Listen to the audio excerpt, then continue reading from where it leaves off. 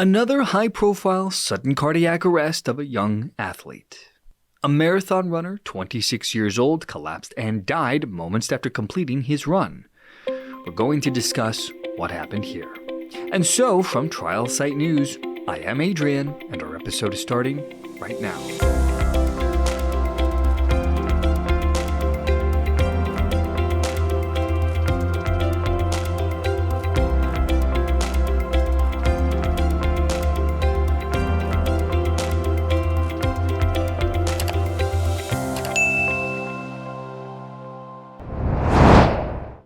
So, Pierre Lipton, a 26-year-old Brown graduate, was running a marathon in Arizona known as the Meza Marathon.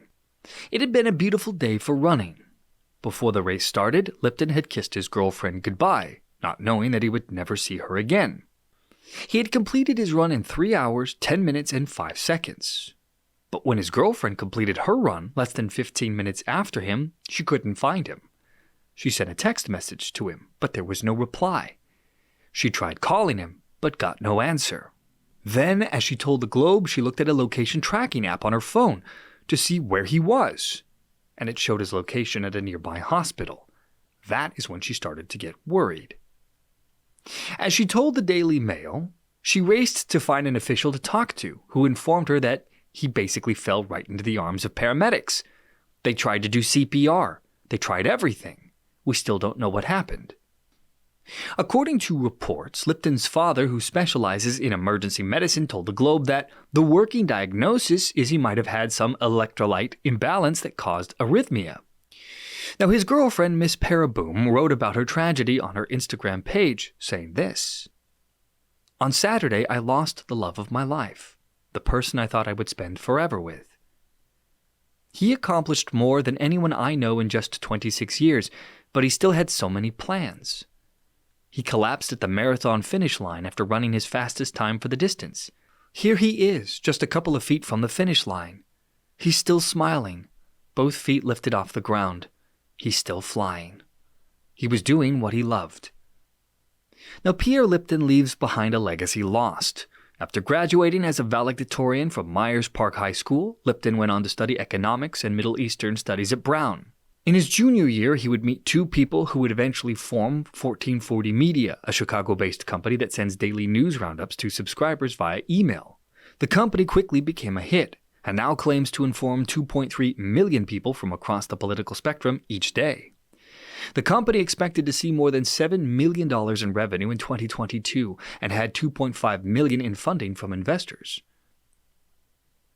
Now, as I mentioned earlier, her father had talked about a working theory that Pierre might have had some sort of sudden electrolyte imbalance that caused arrhythmia. All right, that's a possibility. But in the age of COVID, there's a sudden rise in SADS, or sudden arrhythmic death syndrome, which is when someone dies suddenly and unexpectedly from cardiac arrest, but the cause of the cardiac arrest can't be found. And let us not forget about myocarditis. It can be caused by both COVID-19 and the COVID vaccine. There is growing consternation from people everywhere.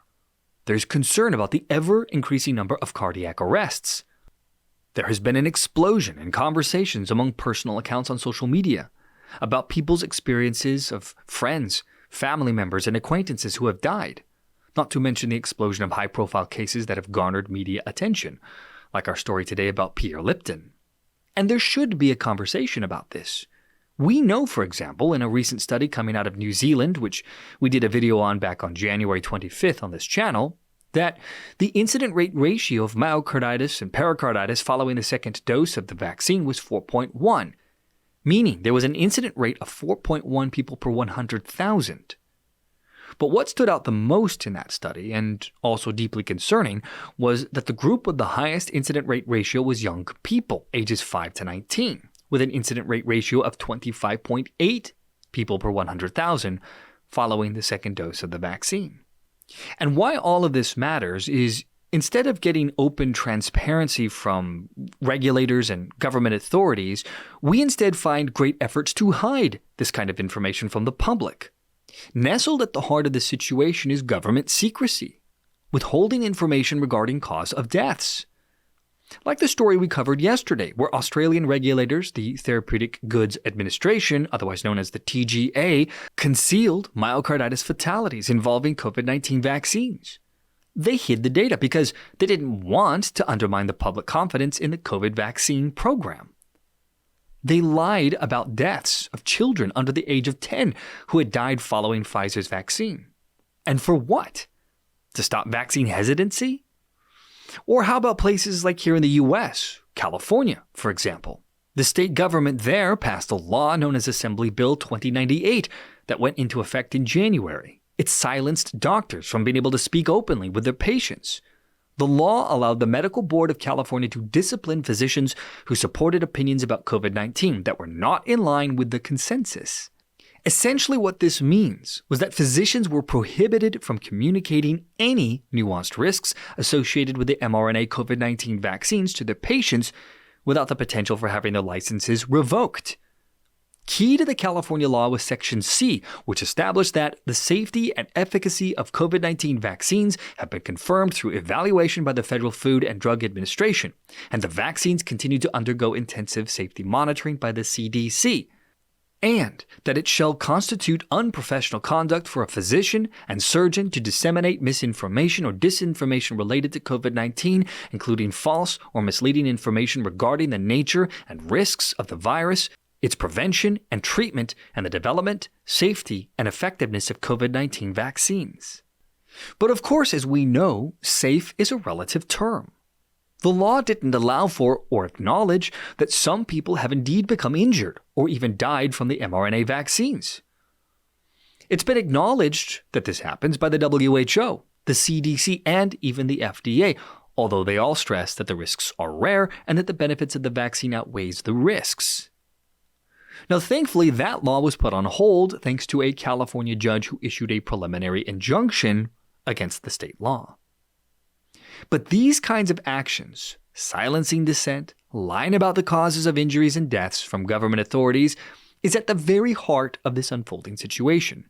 These bureaucrats and government leaders who wield their power in ever greater dictatorial fashion is at the core of the rise in fear, frustration, and outright anger from populations around the globe. The only path forward for a free, healthy, and happy society in the future is to reject this authoritarian trend. The people deserve to know the truth. And those who played a role in obfuscating that truth have a lot to answer for. Now, speaking of truth, these many occurrences of cardiac arrests that we've been reporting on could all very well just be coincidental. But by the same token, they could also be directly related to the vaccines. Investigations into these deaths should be of the highest priority, so that the people can know for sure. And rest assured, we're going to keep updating you here as new information becomes available. And that, my friends, will bring our episode to a close once more. For more content like this, be sure to check back to this channel daily, Monday through Friday. Or for written articles every day, 7 days a week, you can find fresh content at trialsitenews.com. And as ever always, my friends, thank you so much for joining me on the program today. From Trial Site News, I am Adrian, and I'll see you all next time.